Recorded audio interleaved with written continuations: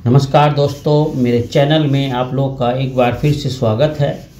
दोस्तों, मैंने आप लोगों को प्राचीन भारत में जो धार्मिक आंदोलन हुए हैं, ठीक है, उसके संबंधित जो शैव आंदोलन था, यानी शैव धर्म रहा है हमारा, तो उससे संबंधित मैंने अपनी पिछली वीडियो में शैव धर्म के विकास को लेकर बहुत सारी इन्फॉर्मेशंस आपको प्रोवाइड की थी, जिसमें मैंने मौर्योत्तर काल में शैव धर्म की जो स्थिति रही, उसका कैसे विकास हुआ, वो सब आप लोग को बताया था।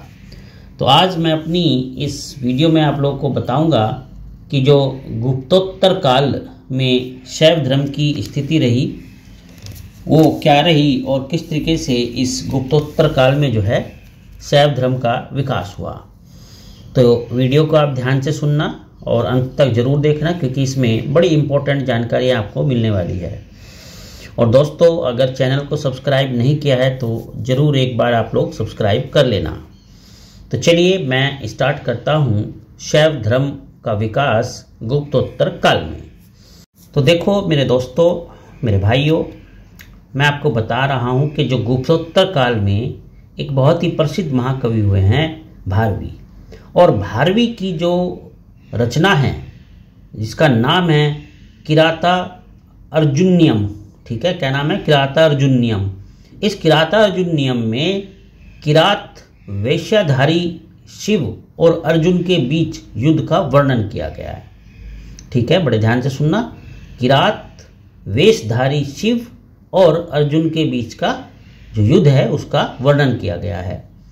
हर्षवर्धन के बांसखेड़ा और मधुबनी अभिलेखों में, ठीक है, ध्यान से समझना, हर्षवर्धन के बांसखेड़ा और मधुबनी अभिलेखों में उल्लेख मिलता है कि 619 ईस्वी से पहले, ध्यान देना, 619 ईस्वी से पहले हर्षवर्धन शैव धर्म का अनुयायी था।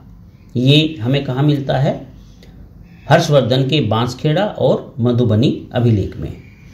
हर्षवर्धन के समय में ह्वेनसांग भारत आया था। बड़े इंपॉर्टेंट पॉइंट है, ध्यान रखना। हर्षवर्धन के समय में ह्वेनसांग भारत आया और उसके अनुसार काशी शैव धर्म का प्रमुख केंद्र थी। जो काशी, जिसको आज हम बनारस, वाराणसी बोलते हैं, वो शैव धर्म का प्रमुख केंद्र थी, जहाँ पर 100 से अधिक शैव मंदिर थे। ये हमें ह्वेनसांग बताते हैं। हर्षवर्धन के समय के और भी जो शासक थे, जैसे गौड़ नरेश, ठीक है, तो हर्षवर्धन के समकालीन शासकों गौड़ नरेश, शशांक और कामरूप के भास्कर वर्मा ने भी शैव धर्म को अपनाया। अब देखो दोस्तों, अगर हम और आगे बढ़ें समय के अनुसार, यानी आगे की तरफ चलते हैं, तो राजपूत काल में उज्जैन काशी के बाद दूसरा प्रमुख शैव धर्म था, ठीक है, ये बात नोट करके रखना आप लोग। और परमार वंश, ठीक है, क्या नाम बताया मैंने? परमार वंश। परमार वंश का जो राजा भोज हुआ है वो शैव धर्म का ही अनुयायी था, जिसके द्वारा एक पुस्तक लिखी गई, तत्व परीक्षा। कौन सी पुस्तक? तत्व परीक्षा।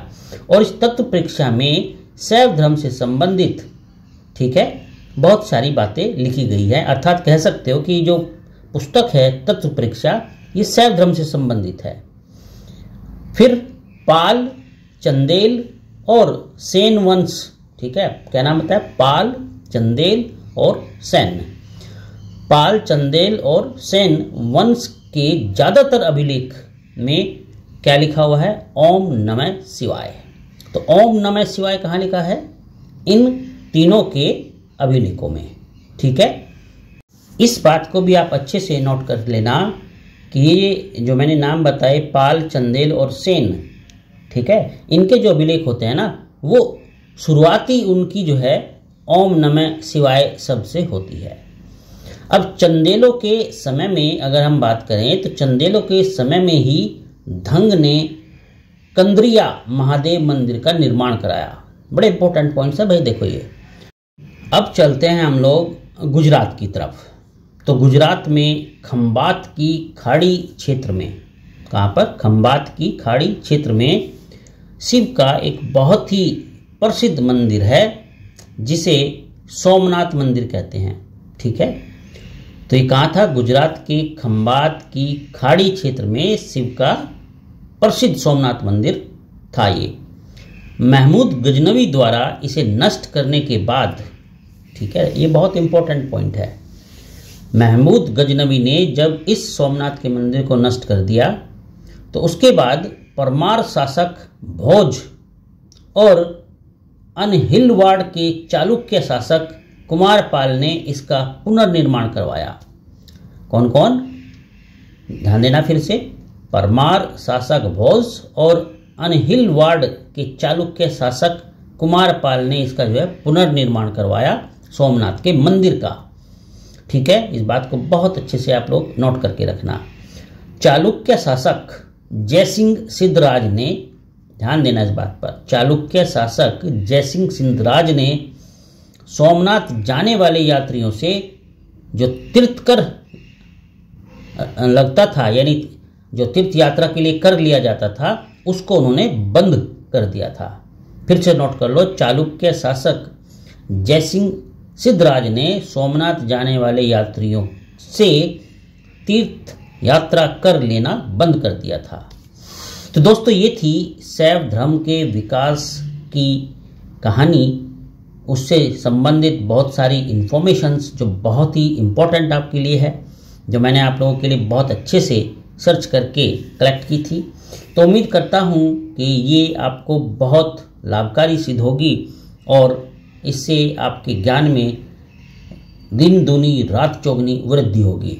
तो चलिए, आप मुझसे जुड़े रहिए और मेरे अगली वीडियो में मैं आप लोगों को बताऊंगा कि दक्षिण भारत में शैव धर्म का विकास कैसे हुआ। तो चलिए, आपका बहुत बहुत धन्यवाद। अपना ध्यान रखना। आपका दिन शुभ हो। ईश्वर आपको सारी सुख समृद्धि प्रदान करे। आपका धन्यवाद।